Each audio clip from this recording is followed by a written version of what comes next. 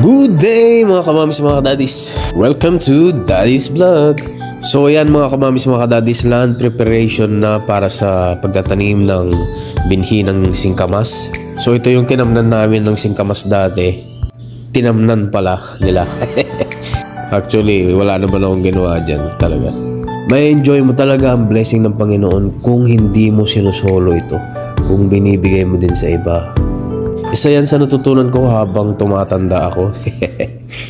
Kasi grabe ako trumabaho dati mga kamamis mga kadadis.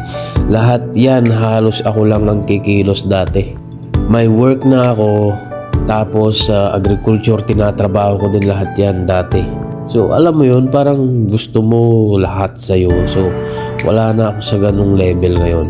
Pag na-realize mo talaga kung ano yung gusto ng Panginoon na gawin mo habang nabubuhay ka, at pag yun ang sinunod mo, mas magiging magaan ang buhay mo. Yung blessing na inaasam mo, mas higit pa dun ang matatanggap mo. Kaya ang thinking ko ngayon, hindi yung paano kumita kung paano. Dapat ang thinking mo, paano ka makakatulong sa ibang tao. Kasi once na natulungan mo yung tao, dun nasusunod yung blessing na hindi mo inaasam, hindi mo hinahangad or hindi mo expected na darating. Magugulat ka na lang, grabe. Pag ang Panginoon ang kumilos sa buhay mo, ibang klase. So yun lang mga kamamis mga daddies. Thank you for watching. This is Daddy Mark. God bless everyone. Peace out.